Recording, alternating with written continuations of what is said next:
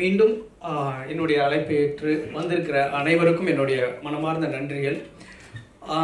தெருக்கூத்து கலையை பற்றி திரும்பவும் நான் உங்ககிட்ட நினைவுபடுத்த வேண்டிய விஷயம் என்னென்னா, நான் திரைத்துறைக்கு வந்த பிறகு நான் வெங்காயம் படத்திலே தெருக்கூத்து தொடர்பான ஒரு அழுத்தமான காட்சியை பதிவு பண்ணியிருப்போம். அது உங்களை போன்ற உங்களால் மிக பெரிய அளவில் பாராட்டப்பட்டு அந்த படத்தை பற்றின ரிவ்யூ எப்போ எழுதினாலும் அந்த தெருக்கூத்து காட்சிகளை அவ்வளோ சிலாகிச்சு எழுதி அந்த படத்துக்கான உயிர் நாடியாவே அந்த தெருக்கூத்து காட்சியை நீங்கள் மக்கள்கிட்ட கொண்டு போய் சேர்த்துன விஷயம் உங்களுக்கு ஞாபகம் இருக்கும்னு நினைக்கிறேன். நான் திரைத்துறைக்கு வந்த பிறகு இந்த தெருக்கூத்து கலையானது எவ்வளோ வேல்யூபிளானது அப்படிங்கிறது எனக்கு திரைத்துறைக்கு வந்த பிறகு தான் எனக்கு தெரிஞ்சிச்சு. ஏன்னா நம்ம சினிமாவில் ஒவ்வொரு டிபார்ட்மெண்ட்டுக்கும் நம்ம ஒரு 10 பேர் நம்ம உதவியாளர்கள் வச்சுருப்போம். மேக்கப் அப்படின்னா நம்ம ஒரு 4 பேர் உதவியாளர்கள் இருக்கும், காஸ்டியூம்னா ஒரு 4 பேர் இருப்போம், ஃபைட்டுன்னா ஒரு 10 பேர் இருப்போம், டைரக்ஷன் டிபார்ட்மெண்ட்டில் ஒரு 10 பேர் இருப்போம், டான்ஸில் ஒரு 10 பேர் இருப்போம். அப்போது இங்கே ஒவ்வொரு டிபார்ட்மெண்ட்டுக்கும் நம்ம ஒரு 10 பேர் உதவியாளர்களை வச்சு ஒரு 24 டிபார்ட்மெண்ட்டில் நம்ம வேலை செய்கிறோம். அப்படிங்கும் பொழுது தான் நம்ம தாத்தாக்கள் அப்பாக்கள்லாம் நம்ம ஊரில் ஆடின தெருக்கூத்து கலை எவ்வளோ பெரிய வேல்யூபிளான கலை அப்படிங்கிறத என்னால் உணர முடிஞ்சுது. ஏன்னா ஒரே ஆள் தான் அங்கே ஒரு பையில போட்டு அவரோட காஸ்டியூம் மேக்கப் திங்க் எல்லாமே எடுத்துக்கிட்டு வருவார். அவரே உட்காந்து அவர் தலையில் ஒரு துணியை எடுத்து கட்டிட்டு மேக்கப் போட ஆரம்பிப்பார். அவரே ஒரு ஹேர் ட்ரெஸ் பண்ணிப்பார், அவரே ஒரு காஸ்டியூம் டிசைன் பண்ணி வச்சுருந்துருப்பார், அவரே அதை காஸ்டியூம் வேர் பண்ணிப்பார்.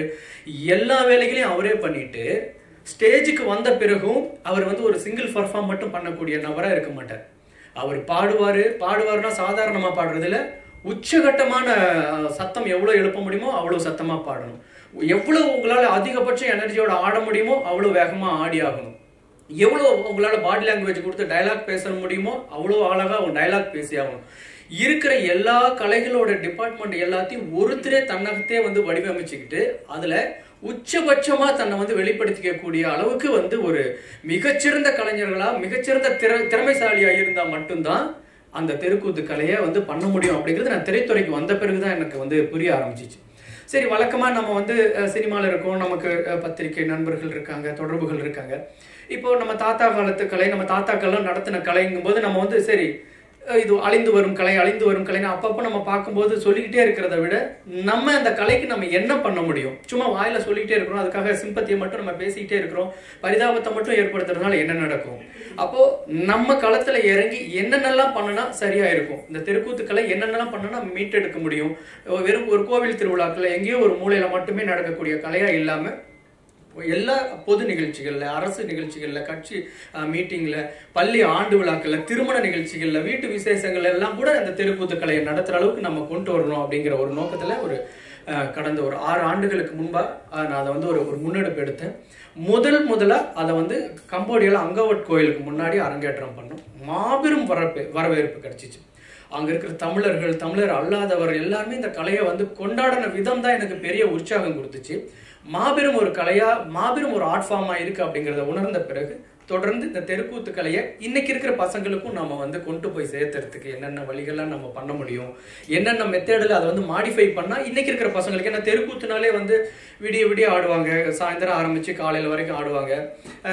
ரொம்ப பழைய செந்தமிழ்ல ரொம்ப டிப்பிக்கல் தமிழ்ல பேசுவாங்க, பசங்களுக்கு புரியாது, கொஞ்சம் ஆபாசமா பேசுவாங்க. இப்படி சில அதுக்குள்ள என்னென்னலாம் சின்ன சின்ன டிராபேக்கா அதுல பார்க்கப்பட்டுச்சோ அதை எல்லாத்தையுமே சரி பண்ணி நம்ம இன்னைக்கு இருக்கிற ஆடியன்ஸ்க்கு பிடிக்கிற மாதிரி, இன்னைக்கு இருக்கிற பசங்களுக்கு பிடிக்கிற மாதிரி கொண்டுட்டு போகணும் அப்படின்னு நினைச்சேன். இதுல இன்னொரு சவாலா என்ன இருந்துச்சுன்னா, நம்ம ஊர்ல இருக்கிற பசங்களுக்கு விட வெளிநாடுகள்ல வாழ்ற சின்ன குழந்தைங்களுக்கு, பள்ளிக்கூடம் படிக்கிற பசங்களுக்கு தமிழ்ல அவங்க பேசுறதே ரொம்ப கடினமா இருக்கும் பொழுது இந்த கலைக்கான வடிவத்துல ஒரு தமிழை நம்ம அவங்களுக்கு சொல்ல முடியுமா அப்படின்னா பெரிய ஆச்சரியமா இருந்துச்சு. சாதாரணமா அவங்களுக்கு தமிழை கத்துக் கொடுக்கறத விட கலையின் மூலமா தமிழ் கற்றுக் கொடுக்கும்போது ரொம்ப அழகா, ரொம்ப ஈஸியா அவங்க அந்த மொழியை அடாப்ட் பண்ணிக்கிட்டாங்க, ஈஸியா பேச ஆரம்பிச்சாங்க. அப்போ தொடர்ந்து அந்த பசங்களுக்கு பிடிக்கக்கூடிய வகையில அந்த கலையோட வடிவத்தை சின்னதா மாற்றி அந்த லென்த்தை குறைச்சு, அப்புறம் எனக்கு இருந்த ஒரு சின்ன சிக்கல் என்னன்னா, காலங்காலமா வடநாட்டு கதைகளையே தெருக்கூத்தில் நம்ம பேசிட்டு இருக்கிறோமே, ஏன் தமிழர்களுக்குன்னு கதையே இல்லை அப்படின்னா, சும்மா நீங்க சங்க இலக்கியங்கள்லாம் ஒரு சும்மா டச் பண்ணா போதும், நீங்க ஒரு நாளைக்கு 20 கதைகளை, பெரிய கதைகளே, சினிமாக்கான கதைகளையே எடுக்கலாம். புறநானூறுல இதெல்லாம் இல்லாத கதைகளே, சங்க இலக்கியங்கள் இல்லாத கதைகளே இல்லை. அப்ப தமிழர் கதைகளை தெருக்கூத்துல நடத்துறோமா அப்படின்னா இல்லை. மகாபாரதம், ராமாயணம் வடநாட்டில் எழுதப்பட்ட கதை, வடநாட்டு கதாநாயகர்கள் கொண்டாடக்கூடிய கதைகளை மட்டுமே நம்ம தெருக்கூத்துல நடத்திட்டு இருக்கிறோமே. தமிழர்களுக்குன்னு கதை இல்லையா அப்படின்னு தேட ஆரம்பிச்சா, நீங்க அப்படி ஒரு சீட்டு கட்ட உருவனா சடசடசரன்னு கொட்டுற மாதிரி ஒரு வள்ளல்கள் அப்படிங்கிற ஒரு கான்செப்ட்ல எடுத்தா கிட்டத்தட்ட 10-15 கதாநாயகர்களை வந்து ஒரு வாரத்துக்குள்ள உருவாக்குற அளவுக்கு தமிழர்கள் வாழ்வியல்ல, தமிழர்களோட வரலாற்றுல கதைகள் இருந்துச்சு. அப்போ ஒட்டுமொத்தமா நம்ம எடுக்கக்கூடிய தெருக்கூத்துல தமிழர்களோட வாழ்வியலை பேசலாம். தமிழர்களோட வாழ்வியலை பேசுறதுக்கு எவ்வளோ இருக்கும் பொழுது ஏன் நம்ம வந்து ஒரே வந்து மகாபாரத, ராமாயணம் மட்டும் பேசிட்டு இருக்கணும்? அதுவும் மக்களுக்கு பயன்படக்கூடிய அளவுல தமிழர்கள் வாழ்வியலை பேசக்கூடிய கலையா மாத்தி நம்ம மக்களுக்கு, தமிழர்களுடைய கலை, தமிழர்கள் தான் வந்து கூத்து கலைஞர்களை வேடமிடுறாங்க, பார்வையாளர்களை உட்கார்ந்துருக்கவங்க முழுக்க தமிழர்கள். அப்ப ஏன் கதைகள் மட்டும் தமிழர்களோட கதையா இருக்கக்கூடாது அப்படின்ட்டு முழுக்க முழுக்க நடத்தக்கூடிய கதைகளை, தமிழர்களோட கதைகளை உருவாக்கி அதை நடத்தும் பொழுது மிகப்பெரிய வரவேற்பு கிடைச்சிச்சு. அப்போ இதை தொடர்ந்து ஓகே நம்ம போயிட்டு இருக்கிறோம், ஒரு டிராவல்ல போயிட்டு இருக்கோம் அப்படிங்கும் பொழுது இதுக்கு பெரிய அளவுல எங்கே அங்கீகாரம் கிடைக்குமா அப்படின்னு காத்துட்டு இருக்கும் பொழுது நமக்குன்னு ஒரு ஏங்கிக்கிட்டு இருந்த ஒரு பறவைக்கு ஒரு கடல்ல பறந்துகிட்டு இருக்கிற எங்கேயாவது ஒரு ஆலமரம் கிடைக்குமா, மரம் கிடைக்குமா, அண்டலான் அப்படின்ட்டு பறந்துட்டு இருக்கிற ஒரு பறவைக்கு ஒரு பெரிய ஆலமரம் கிடைச்ச மாதிரி TNF அப்படிங்கிற ஒரு மிகப்பெரிய வலிமையான உயரிய நோக்கமுடைய ஒரு அமைப்பு இதுக்கு கை கொடுத்துச்சு. என்னன்னா TNF வந்து அமெரிக்க வாழ் தமிழர்கள் மத்தியில் மிக பிரபலமான ஒரு அமைப்பு. இங்க இருக்கக்கூடிய மாணவர்களுக்கு, இங்க இருக்கக்கூடிய அதை பத்தி ஒருங்கிணைப்பாளர்கள் வந்திருக்காங்க, நிறைய சொல்லுவாங்க. அந்த அமைப்பின் மூலமா இதை பண்றது அப்படின்னு முடிவான பிறகு அவங்க கொடுத்த ஒத்துழைப்புல எனக்கு பெரிய உற்சாகம் கிடைச்சது.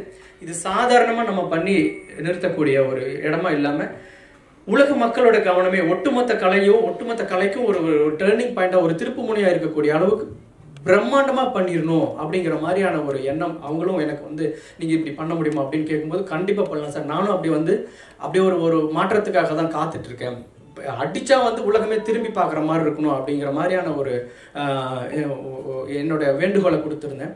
அவங்களும் அதுக்கு வந்து ரொம்ப அழகா வந்து எல்லா விதமான ஏற்பாடுகளும் பண்ணி ரொம்ப சிறப்பாக ஒரு வெளிநாடுகளில் போயிட்டு ஒரு 300-400 பேரை ஒருங்கிணைக்கிறதுங்கிறது நம்ம இங்கேருந்து பார்க்குறதுக்கு சாதாரணமாக இருக்கலாம். ஒவ்வொருத்தரையும் வரவழைச்சி அவங்களுக்கு பயிற்சியை கொடுத்து அது நடத்தின அந்த விதம் தான் நீங்கள் அதை பார்த்தீங்க.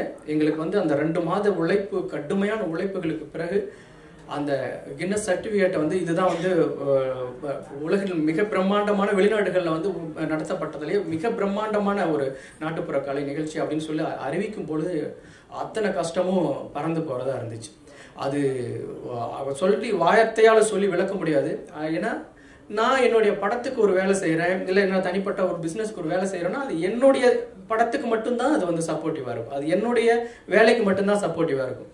ஆனால் இடையில நான் இந்த தெருக்கூத்து கலைக்காக பண்ணின இந்த விஷயங்கள் எல்லாமே ஒட்டுமொத்தமாக இந்த ஆர்ட் ஃபார்முக்கே ஒரு சப்போர்ட்டிவாக மாறி இருக்கு. அப்படிங்கும்போது நான் இந்தியா வந்த பிறகு இங்கே இருக்கக்கூடிய கலைஞர்களோட ஒப்பீனியன், அவங்களுடைய மகிழ்ச்சியான வார்த்தைகளை கேட்கும்போது எனக்கு அவ்வளோ சந்தோஷமா இருந்துச்சு. இங்கே இருக்கிற, ஏன்னா உங்களுக்கு தெரியும், கூத்தாடினாலே நம்ம ஊர்ல சினிமாக்காரனை திட்டத்துக்கே கூத்தாடிங்கிற வார்த்தையை சொல்லி தான் திட்டுவாங்க. கூத்தாடினாலே ஒரு கெட்ட வார்த்தை மாதிரி சொல்லிக்கிட்டு இருந்த ஒரு பழக்க வழக்கம் இருந்துச்சு நம்ம ஊர்ல. அப்போ அந்த கூத்தை அமெரிக்கா மாதிரியான ஒரு வளர்ந்த நாடுல ஒரு கின்னஸ் மாதிரியான ஒரு மாபெரும் அமைப்பு அங்கீகரிக்கக்கூடிய அளவுல நம்ம நடத்தியிருக்கிறோம் அப்படிங்கிறது உண்மையிலேயே நீங்க சொன்னா நம்ப மாட்டீங்க. ஒவ்வொரு தெருக்கூத்தாடியும் தன்னை வந்து நெஞ்ச நிமிர்த்திக்கக்கூடிய அளவுல அவ்வளவு கொண்டாடினாங்க. தனிப்பட்ட முறையில் எனக்கு வாழ்த்து சொன்னாங்க, வாய்ஸ் மெசேஜ்லாம் கேட்டால் அவ்வளோ உருக்கமாக எனக்கு வந்து அனுப்பியிருந்தாங்க. எனக்கு மிகப்பெரிய நிறைவாக இருந்துச்சு. எங்கேயோ ஒரு சின்ன ஒரு எளிய விளிம்பு நிலையில் இருக்கக்கூடிய ஒரு கலைஞர்களோட தான் செய்கிற தொழிலை வந்து ப்ரௌடாக ஃபீல் பண்ணுற அளவுக்கு நம்ம ஒரு வேலை செஞ்சுருக்கோம் அப்படிங்கும் பொழுது ரொம்ப மகிழ்ச்சியாக இருந்துச்சு. அதுக்கு இந்த TNF என்கிற ஒரு மாபெரும் ஒரு ஆலமரத்துக்கு தான் நான் வந்து தலைவணங்கி நன்றி சொல்லணும். அந்த TNF என்ன, அது இந்த தெருக்கூத்து எப்படி உருவாச்சு அப்படிங்கிறத அந்த TNF தமிழ்நாடு அறக்கட்டளையோட தேசிய ஒருங்கிணைப்பாளர், நேஷனல் ஆர்கனைசர் வந்து திரு சிவசர் அவர் வந்து உங்ககிட்ட பகிர்ந்துப்பார். நன்றி டைரக்டர் அவர்களே. வணக்கம் அனைவருக்கும். முதலில் தமிழ்நாடு TNF என்பது தமிழ்நாடு அறக்கட்டளை சுருக்கம். 50 வருடங்களுக்கு முன்பு 1974 பால்டிமோரில் தொடங்கப்பட்டது.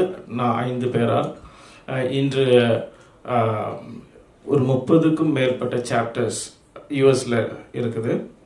வருஷத்துக்கு கோடிக்கணக்கான ரூபாயில் முழுவதும் அங்கே கலெக்ட் பண்ண பணம் முழுவதும் தமிழ்நாடு மக்களுக்கு, பின்தங்கிய மக்களுக்கு சேவை புரிவதே நோக்கம். அதில் 4 கோல். ஒன்று kids education and women's empowerment in under privileged area and health and hygienic. 4வது ரூரல் டெவலப்மெண்ட். இதுதான் 4 பில்லர்ஸ். ஸோ இது 50 வருடங்கள் பெரியவர்களால் சிறப்பாக செயல்பட்டு வர்றது.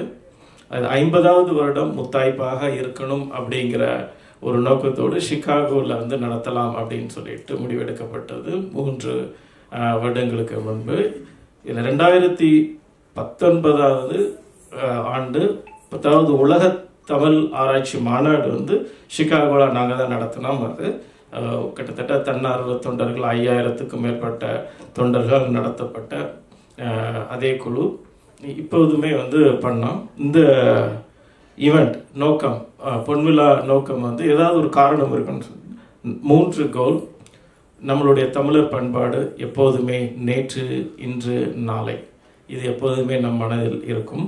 ஸோ அந்த 50 வருடங்களாக கட்டி காத்து வந்த தலைவர்களுக்கும் தொண்டர்களுக்கும் ஒரு நன்றி நவிழல் விழாவாகவும், அங்கு உள்ள அடுத்த தலைமுறையினர்கள் அவங்க வந்து நம்ம ஊருக்கு கனெக்டிங் வித் த ரூட்ஸ். ஆக்சுவலாக நம்மளுடைய கிராமங்கள், என்னுடைய கிராமம், எல்லாருடைய கிராமங்களுக்கும் அடுத்த தலைமுறையினரை வந்து ஒரு தொடர்பு ஏற்படுத்தி கொடுக்கணும்.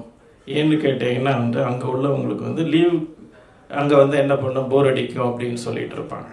ஆனால் நமக்கு வந்து ஒரு பின்னாடி நம்ம ஒரு 50 வருஷத்துக்கு அப்புறம் வந்து நம்ம சார்பில் வந்து நமக்கு என்ன பிடிக்குதோ நம்மளுடைய கிராமங்களுக்கு நம்ம சார்பில் வந்து ஏதாவது பண்ணணும்னு நினச்சாச்சுன்னா வந்து அந்த கிட்ஸுக்கு, நம்மளுடைய குழந்தைகளுக்கு இங்கே ஒரு தொடர்பு ஏற்படுத்தி கொடுக்கணும். ஆக்சுவலாக அது 2வது கோல்.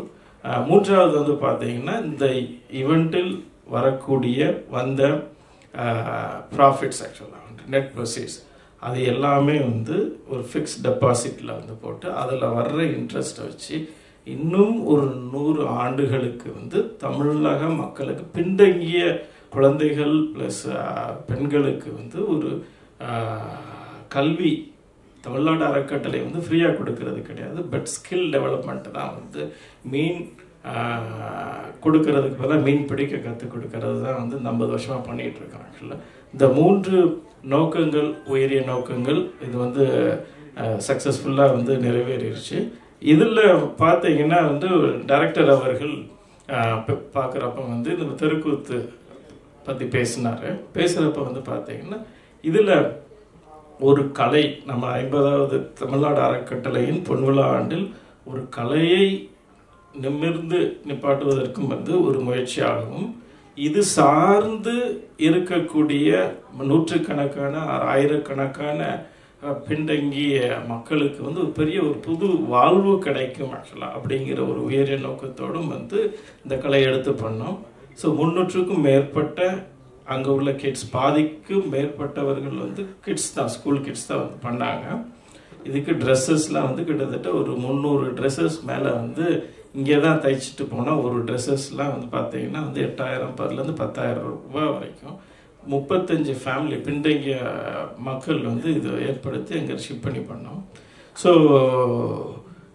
அப்படி ஒரு நிகழ்வில் வந்து பார்த்தீங்கன்னா ஒரு கின்னஸ் ரெக்கார்டு கிடைச்சிது அப்படிங்கிறப்ப வந்து ஒரு கலைக்கு வந்து ஒரு அங்கே உள்ள மக்கள்லாம் ரொம்ப பெருமையாக வந்து ஃபீல் பண்ணுறாங்க. இன்றைக்கி ஈவெண்ட் முடிஞ்சு கிட்டத்தட்ட 3 வாரம் ஆகுது, இன்றைக்கி வந்து ஆடிட்டு தான் இருக்கிறாங்க ஆக்சுவலாக வந்து.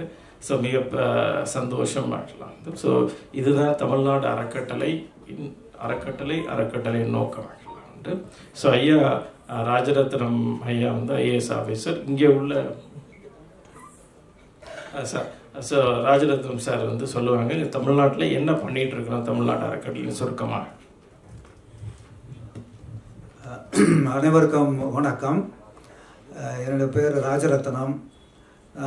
அரசாங்கத்தில் வேலை பார்த்த பிறகு, ஓய்வு பெற்ற பிறகு இந்த அறக்கட்டளையில் தமிழ்நாடு அறக்கட்டளையினுடைய தலைவராக இருக்கின்றேன். இப்பொழுது தெருக்கூத்துனா நம்ம பிள்ளைகளுக்கே பல பேருக்கு தெரியாது. ஆனால் இந்த கலையை எடுத்துகிட்டு போய் அமெரிக்காவில் இருக்கின்ற பிள்ளைகளுக்கு ஒரு கிட்டத்தட்ட 2 மாத காலம் பயிற்சி கொடுத்து அவர்கள் மேடையில் ஆட வைத்தது உண்மையிலேயே பாராட்டுக்குரியது. நான் திரு டைரக்டர் அவர்களே மனமாற பாராட்டுகின்றேன். மிக மிக நான் நேரடியாக பார்த்தேன். நானும் சிகாகோ போயிருந்த அந்த கான்ஃபரன்ஸில் கலந்து கொள்வதற்காக. இந்த ஆட்டத்தை பார்க்கும் பொழுது அரங்கம் நிரம்பி இருந்தது. கிட்டத்தட்ட 300 பேர். அந்த 300 பேர் வேண்டிய குடும்பங்கள் வந்தாலே போதும். இருந்தாலும் அந்த அரங்கம் வந்து 4000 பேர் கொள்ளக்கூடிய அரங்கம். அந்த அரங்கம் முழுமையாக நிரம்பி இருந்தது. மிக நன்றாக இருந்தது. அனைவருமே பாராட்டினார்கள். எனவே அந்த அளவிற்கு இந்த கலையை தமிழ்நாட்டுக்கு வெளியே எடுத்து சென்ற பெருமை டைரக்டர் அவர்களுக்கு பொருந்தும். அதற்காக மீண்டும் அவர்களை பாராட்டுகின்றது. ரெண்டாவது, அவர் ஏற்கனவே சொன்ன தமிழ்நாடு அறக்கட்டளை இங்கே சென்னையில் கீழ்ப்பாக்கில் அலுவலகம் இருக்குது. ஏற்கனவே அவர் சிவா சொன்னது மாதிரி 1974 ஆரம்பித்து 50 ஆண்டுகளாக தொடர்ந்து நடைபெற்று கொண்டிருக்கின்றது. கடந்த 6 ஆண்டுகளாக நான் வந்து தலைவராக இருக்கின்றேன். அதுக்கு முன்னாடி பல தலைவர்கள் இருந்திருக்கின்றார்கள். இப்போது இதற்கு முன்னாடி நமக்கு போதிய நிதி இல்லை. இப்போ தான் ஒரு 3-4 ஆண்டுகளாகத்தான், அதாவது 18-17 ஆண்டுகளுக்கு 17க்கு பிறகு தான், 2017க்கு பிறகு தான் நமக்கு நிதி ஓரளவு அமெரிக்காவிலேருந்து வர ஆரம்பித்திருக்கின்றது. அமெரிக்காவில் கிட்டத்தட்ட 1500 லைஃப் மெம்பர்ஸ் இருக்காங்க தமிழ்நாடு அறக்கட்டளையில். அவர்கள் கொடுக்கின்ற நிதி போக டோனர்ஸ், ரெகுலர் டோனர்ஸ் இருக்காங்க. அவங்க கொடுக்கின்ற நிதியெல்லாம் அவர்கள் நமக்கு கலெக்ட் பண்ணி இங்கே அனுப்புகிறாங்க. நம்ம தமிழ்நாடு அறக்கட்டளை வந்து governed by the foreign regulation act. தெரியும், FCRA பற்றி தெரியும் உங்களுக்கு. இப்போ ரொம்ப ஸ்ட்ரிக்டாக அதை ஃபாலோ பண்ணுறோம். அவங்க அனுப்புகிற பணத்தை நமக்கு டெல்லிக்கு வந்துடும். டெல்லியில் ஸ்டேட் பேங்க் கிளைக்கு வந்துடும். அங்கேருந்து இங்கே ஒரு சென்னையில் ஒரு பேங்க்கில் நாங்கள் கணக்கு வச்சுருக்கோம். அந்த கணக்குக்கு மாற்றிடுவோம். மாற்றின பிறகு தமிழ்நாட்டில் 38 மாவட்டம் இருக்குது. இந்த 38 மாவட்டத்துக்கும் அந்த தொகையை பிரித்து ஒவ்வொரு மாவட்டத்திற்கும் ஒரு தொகையை போட்டுருவோம். வருஷம் அங்கிருந்து வருகின்ற தொகையை, சென்ற ஆண்டு எங்களுக்கு டல்லஸ் மாநிலத்தில் கான்ஃபரன்ஸ் நடந்தது. கிட்டத்தட்ட ஒரு 6 கோடி ரூபாய் போன வருஷம் வந்தது நமக்கு. அந்த பணத்தை அப்படியே பிரித்து ஒவ்வொரு மாவட்டத்துக்கும் போட்டோம். இந்த வருஷமும் அதே தொகை கொடுப்பதாக சிவா அந்த தலைவர் இப்பொழுது வீரா என்று இருக்கின்றார். இவர்கள்லாம் ப்ராமிஸ் பண்ணியிருக்காங்க. அந்த தொகை வந்ததுன்னா அதை பிரித்து ஒவ்வொரு மாவட்டத்துக்கும் போட்டுருவோம்.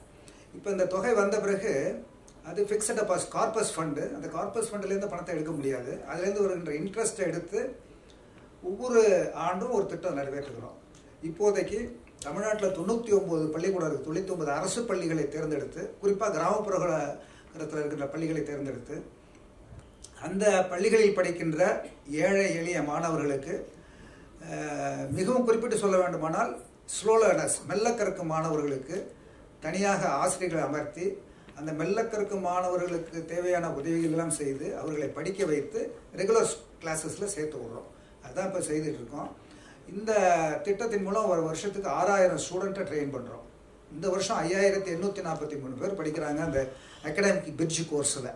இது 99 ஸ்கூலில் நடக்குது. 140 டீச்சர்ஸ் இதுக்காக நாங்கள் அப்பாயின்ட் பண்ணியிருக்கோம். இது அரசினுடைய அனுமதி பெற்று அரசு பள்ளி நடக்கின்ற நேரத்திலேயே நமது ஆசிரியர்களும் மாணவர்கள் சொல்லிக் கொடுப்பார்கள்.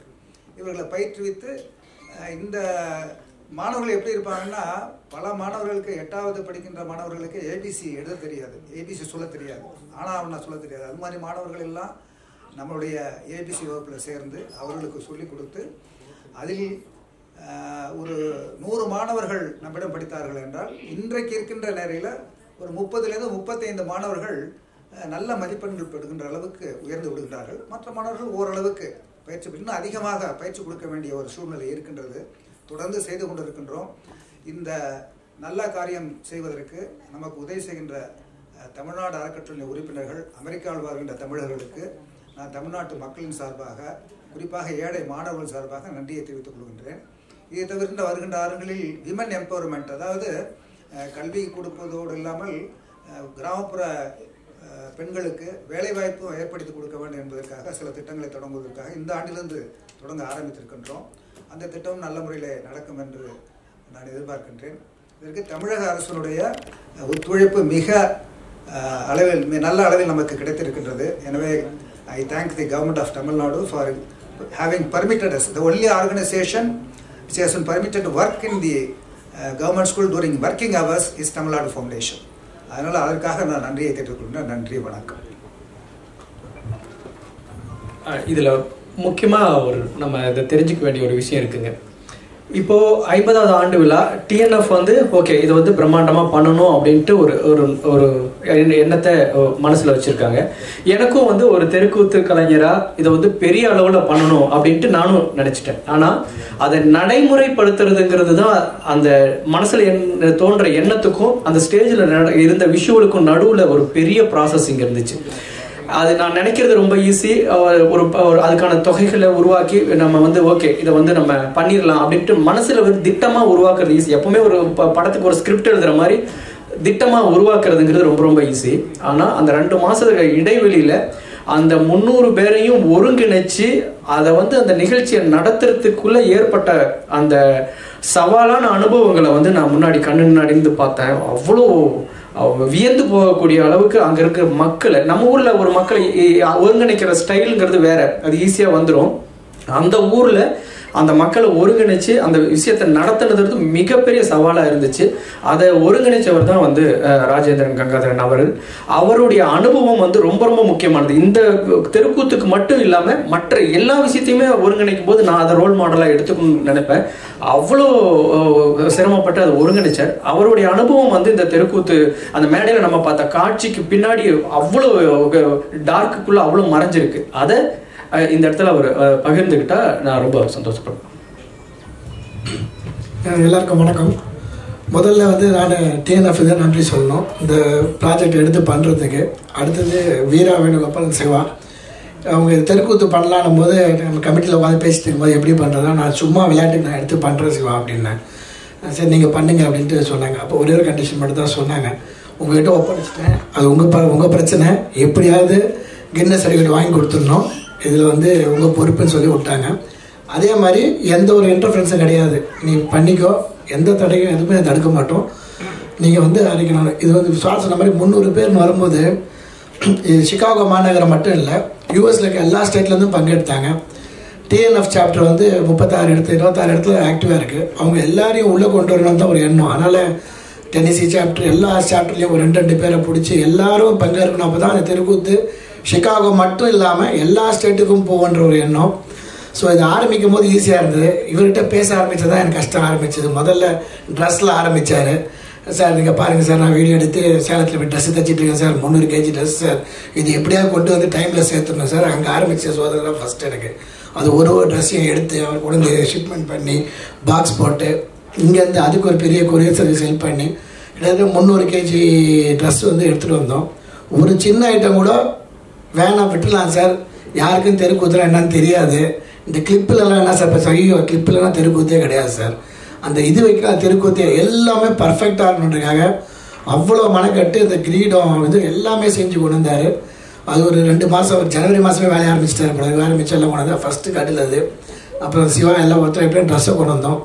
ஆளுங்களை திரட்டுறது பெரிய சவால். அடுத்து இவர் என்ன சொன்னாருன்னா, சார் பெரியவங்க மட்டும் இருக்கக்கூடாது, குழந்தைங்களும் இருக்கணும். இதில் பெருமையாக என்ன சொல்லணும்னா 5 வயது குழந்தைகள்லேருந்து 65 வயது வரைக்கும் இதில் பார்ட்டிசிபேட் பண்ணியிருக்காங்க.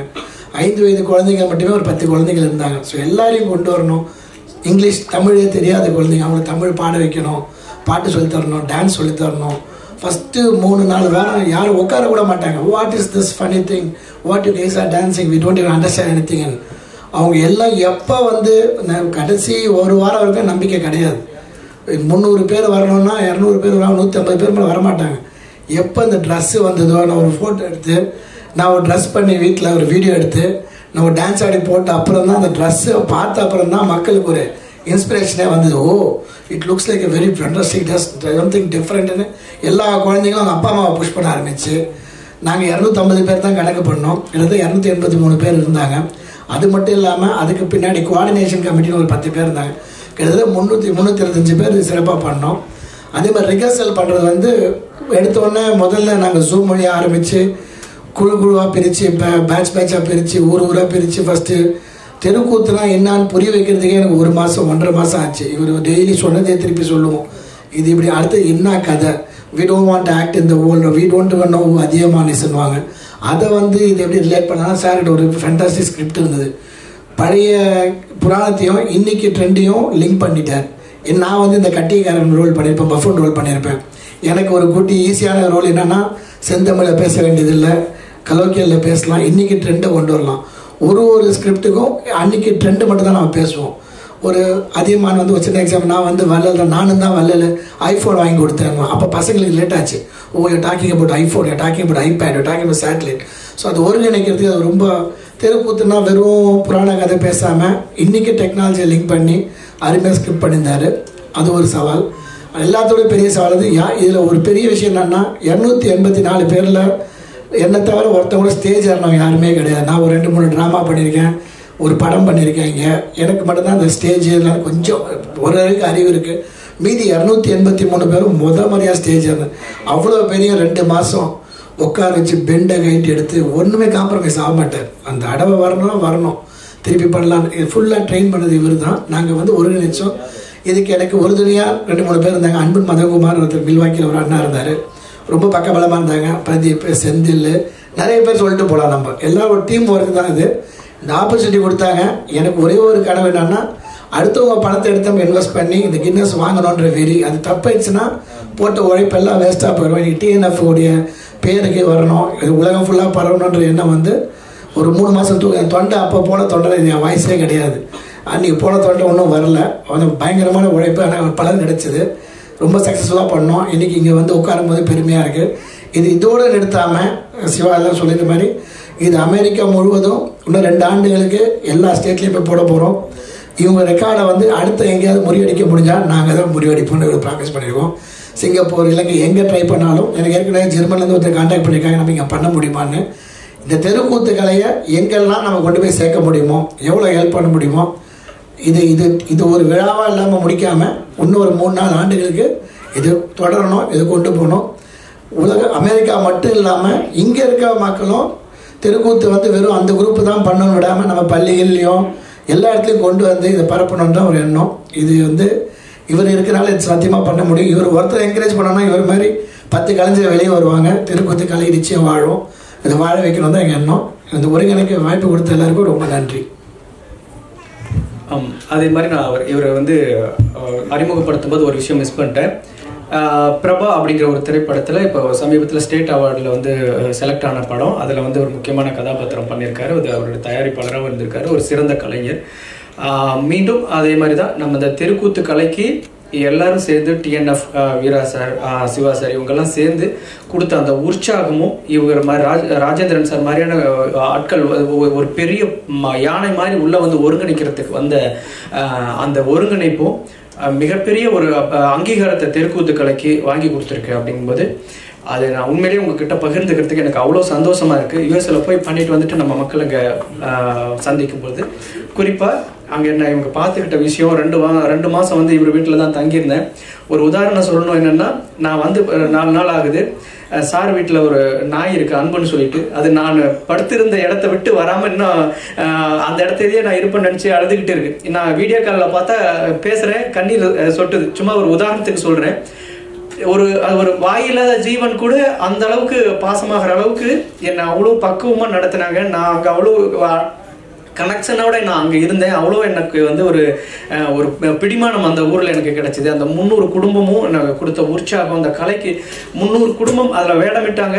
3000க்கு மேற்பட்டவர்கள் பார்வையாளராக வந்தாங்க. கண்டிப்பாக ஒரு 30,000க்கு மேற்பட்டவர்கள் இந்த தெருக்கூத்தை பற்றி பேசியிருப்பாங்க. அது ஒரு 3 லட்சம் பேரை போய் சேர்ந்துருக்கும் அப்படிங்கிற ஒரு நம்பிக்கை இருக்கும் பொழுது கண்டிப்பாக எப்படி பரதநாட்டியம், சிலம்பாட்டம்லாம் உலகம் முழுக்க பரவிட்டு இருக்கோ, இன்னும் ஒரு 2-3 வருஷத்தில் இந்த தெருக்கூத்துக்களையும் உலகம் முழுக்க எல்லா நாடுகள்லையும் நடத்தக்கூடிய அளவுக்கு ஒரு பிரம்மாண்டமான வரவேற்பை பெறும் அப்படிங்கிற நம்பிக்கை இந்த கின்னஸ் மூவ்மெண்ட்லேருந்து எங்களுக்கு கிடைச்சிருக்கு. அதை ஏற்படுத்தி கொடுத்த டிஎன்எஃப்க்கும் ஒருங்கிணைப்பாளர்கள் அனைவருக்கும் என்னுடைய மனமார்ந்த நன்றி. இந்த நிகழ்வு தான் 3 நாள் நிகழ்வுகள் நடந்துச்சு. ஸோ கொஞ்ச நாளுக்கு முன்னாடி சூப்பர் ஸ்டாரோடைய அமெரிக்காவில் வந்து பேசினார் அப்படின்னு சொல்லிடலாம். ஸோ இல்லை, இளையராஜா அவர்கள் வந்து ஒரு 35 கலைஞர்களுடன் நேரில் வந்து ப்ரோக்ராம் பண்ணாங்க. சூப்பர் ஸ்டார் அவர்கள் வந்து ஒரு 1/4 மணி நேரம் வந்து தமிழ் அறக்கட்டளை சார்பில் வாழ்த்து பேசினாங்க. இன்னும் கிட்டத்தட்ட ஒரு 1000 பார்ட்டிசிபெண்ட்ஸ். அந்த 1000 பார்ட்டிசிபெண்ட்ஸ் வந்து பார்த்தீங்கன்னா பாதி பேர் இளையோர்கள். ஆக்சுவலாக ஸ்கூல் கிட்ஸ் தான் வந்து பண்ணாங்க. இதை கம்ப்ளீட்டாக இந்த ஊரில் பார்த்தீங்கன்னா எல்லா வேலையும் செய்கிறதுக்கு வந்து காசு கொடுத்தா அந்தந்த ஈவெண்ட் மேனேஜர்ஸ்லாம் வந்துடுவாங்க.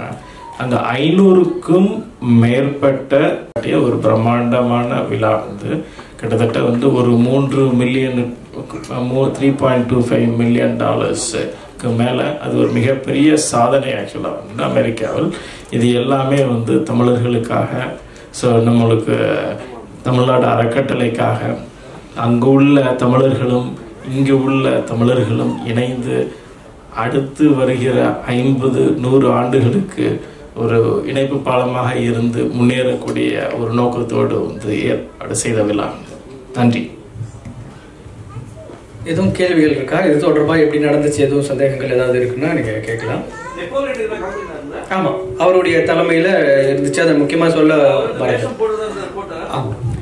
இல்லை, நெப்போலியன் சார்கிட்ட கோஆர்டினேட் பண்ணதான் தான் அன்பண்ண வழியாக பண்ணோம். அவர் வந்து கலந்துக்கிற ஃபஸ்ட்டு கேட்டோம். அவர் லாஸ்ட் மினிட்ல கூப்பிட்டனால நான் வந்து ஒழுங்காக ப்ராக்டிஸ் பண்ணிட்டு தான் வரணும், நான் அப்படியே வந்து பங்கேற்றால் நல்லா இருக்காது, நீங்கள்லாம் இவ்வளோ சிறப்பாக ப்ராக்டிஸ் பண்ணிட்டுருக்கீங்கன்னு. ஸோ அதுக்கு பதில் அப்புறம் சிவா சார்லாம் போய் அவர் சீஃப் கெஸ்ட்டாக கூப்பிட்டு அவர் தான் எங்களுக்கு தலைமை தாங்கி, தெருக்கூத்துக்கு சீஃப் கெஸ்ட்டாக வந்து எங்களுக்கு தலைமை தாங்கி பண்ணதான் நெப்போலியன் சார் தான். அடுத்த முறை தெருக்கூத்து பண்ணால் கட்டாயம் பங்கேற்றுக்கிறேன், முக்கியமான கேரக்டர் பண்ணுறேன், முதலே சொல்லுங்கள், என்ன கடைசி நேரத்தில் சொல்லாதீங்கன்னு சொன்னார். அது ஒன்று தான். ஸோ அதனால் அவர் கடைசி நேரத்தில் பங்கேற்கணும் சீஃப் கெஸ்ட்டாக வந்தார்.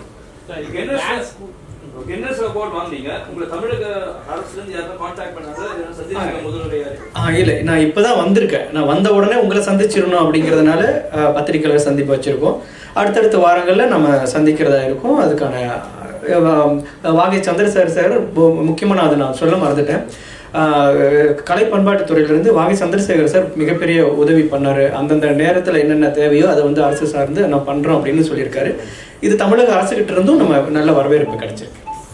டான்ஸ் ஸ்கூல் வந்து ஏகப்பட்ட ஸ்கூல்ஸ் இருக்கு, ஆக்டிங் ஸ்கூல் இருக்கு. இந்த மாதிரியான ஒரு இன்ஸ்டிடியூட் வந்து இங்க வந்து இல்லை. ஸோ ஃபியூச்சர்ல வந்து இந்த மாதிரி ஒரு காலேஜஸா ஸ்கூல்ஸா ஆரம்பிக்கிறதுக்கு வாய்ப்புகள் இருக்கா? ஆமாம், அந்த மாதிரி திட்டமும் இருக்குங்க.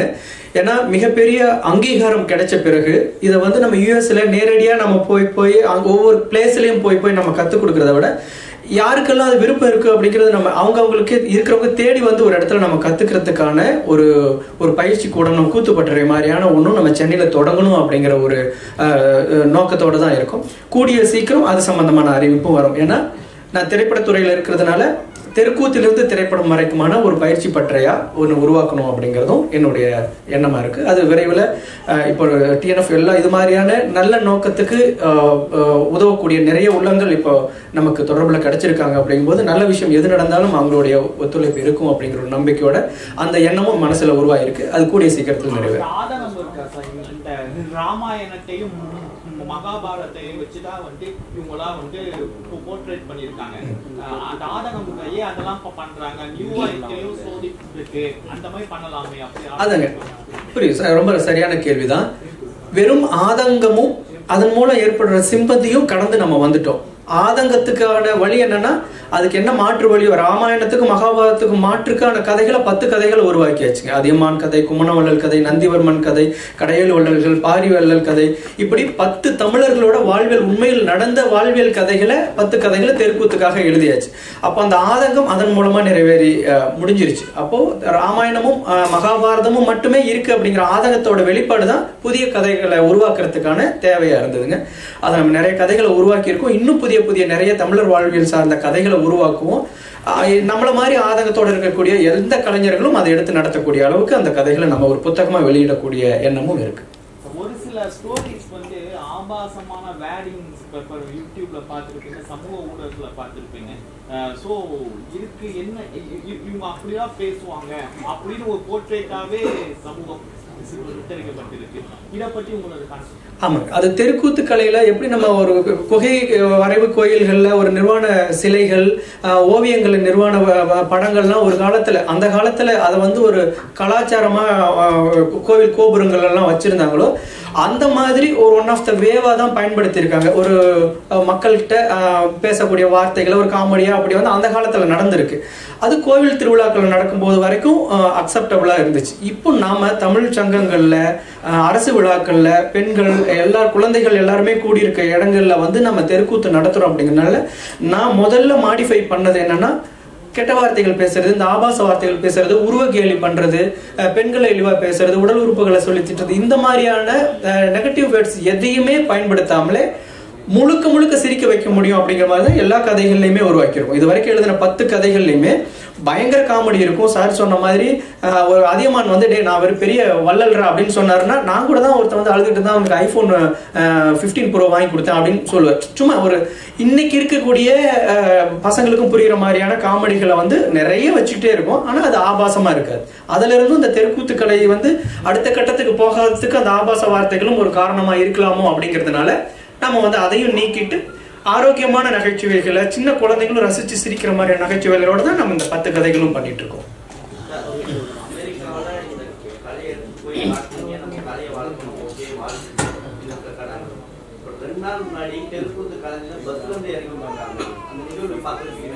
ஒருவேளை எனக்கு கவனத்துக்கு வரல, ஒருவேளை நான் பயணத்தில் இருந்ததுனாலயா இருக்கலாம். ஒருவேளை அப்படி நடந்திருந்தா அதுக்கு வன்மையான கண்டனங்களை இந்த தெருக்கூத்து கின்னஸ்ங்கிற ஒரு மணிமகுடத்தை சூட்டின இந்த நிர்வாகிகளோட, இந்த ஒருங்கிணைப்பாளர்களோட இந்த மேடையில் உட்கார்ந்துருந்து அதுக்கான நான் ஒரு வன்மையான கண்டனங்களை தெரிவிச்சுக்கிறேன். நான் முன்ன சொன்ன மாதிரி தான், தெருக்கூத்தாடினாலே அவங்க மேல ஒரு பிம்பம் ஒன்று கிரியேட் ஆகிருக்கு. அதையெல்லாம் மாற்றணும். நான் சொன்னேன், அவங்க அனுப்பின குரல் பதிவெல்லாம் இதோட வெளிப்பாடா இருக்கலாம். ஒரு கூத்தாடியை பார்த்தாவே வந்து ரொம்ப குடிகாரனை பார்க்கறத விட மோசமான ஒரு பார்வை இருக்கு. அதையெல்லாம் அனுபவிச்ச அந்த தெருக்கூத்தாடிகள் நம்மளுடைய கலை அமெரிக்கா மாதிரியான ஒரு வல்லரசு ஒரு நாட்டில் மிகப்பெரிய அங்கீகாரம் பெற்றிருக்கும் போது எங்கெங்கேயோ தேடி பிடிச்சி, என்னுடைய நம்பரெல்லாம் தேடி பிடிச்சி அவங்க பேசின வார்த்தைகள் இந்த மாதிரியான அவமானங்களோட வெளிப்பாடாக தான் இருக்கும் அப்படின்னு நினைக்கிறேன். தொடர்ந்து அதோட பார்வையை, அதோட அந்த மாதிரி நடத்துறவங்களோட எண்ணத்தையும் மாத்துறதுக்கு தொடர்ந்து நம்ம வேலைகளை செஞ்சுக்கிட்டே இருப்போம்.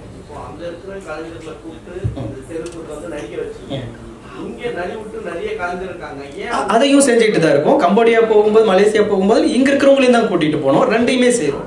இங்க இருக்கிற கலைஞர்கள் அந்த ஊரையும் பார்க்கணும், அங்க இருக்கிற மக்கள் நம்ம ஊர் கலையும் கத்துக்கணும். இது கலந்துதான் பண்றோம், தேவையை பொறுத்து. இப்ப 300 பேருங்கும் போது 300 பேருங்கிறத கூட்டு போறது மிகப்பெரிய வேலை இல்லைங்களா? அது சாத்தியமே படாது. பொருளாதாரம், அது இங்கிருந்து 2 மாசம் போறது, இது எல்லாமே சாத்தியப்படாதுங்கும் போது அங்க இருக்கிற கலைஞர்களுக்கு நம்ம பயிற்சி வைக்கிறதுங்கிற அந்த வேவுக்கு நம்ம போறோம். ரெண்டுமே கலந்துதான் பண்றோம். கம்போடியெல்லாம் போகும்போது இங்க இருக்கிற கலைஞர்களை தான் நம்ம டிக்கெட் போட்டு கூட்டிட்டு போனோம். அது அவங்களுக்கு பெரிய ஒரு கௌரவமா இருந்துச்சு. அதையுமே பண்ணிட்டு இருக்கோம்.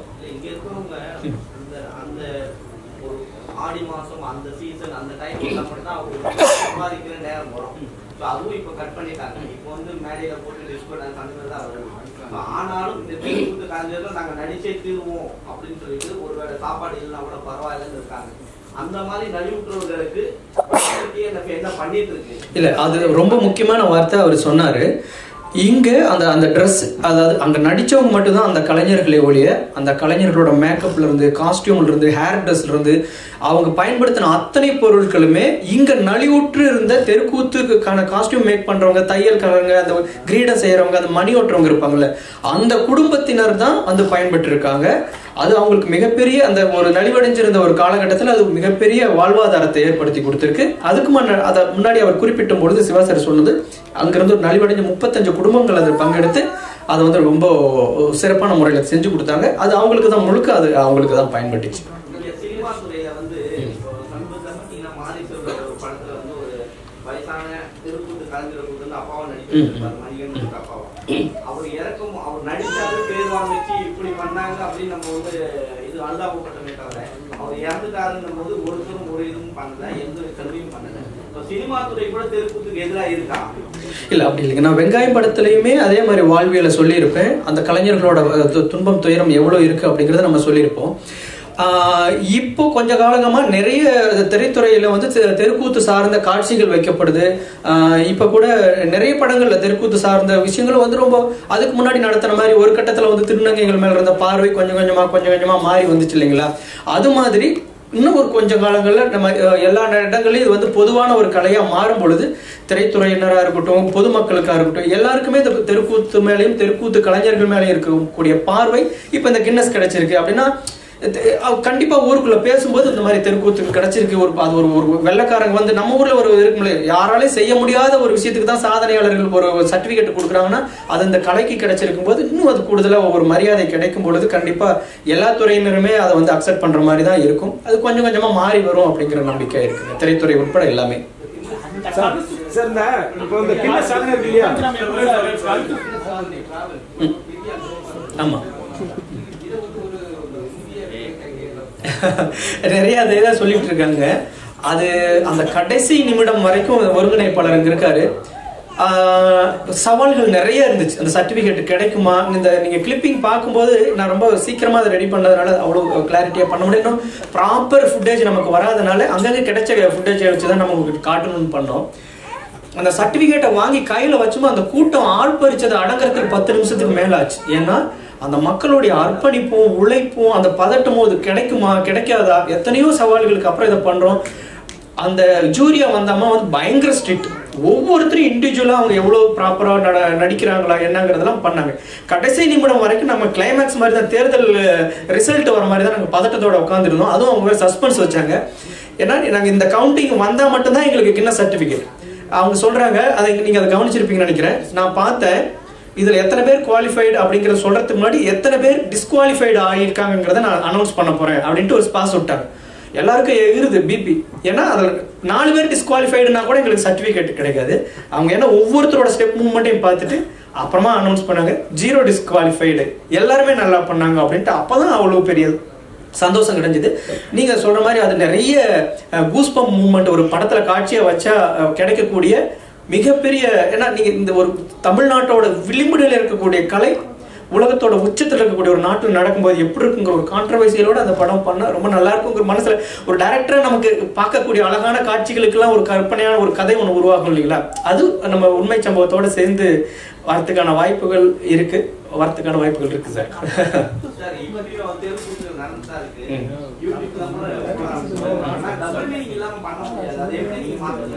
பண்ணியாச்சு சார் நிறைய. இப்ப நம்ம தமிழர் கதைகள் பண்ற, நான் இது வரைக்கும் 10 கதைகளை 10 நாடுகள்ல நடத்தியிருக்கேன்.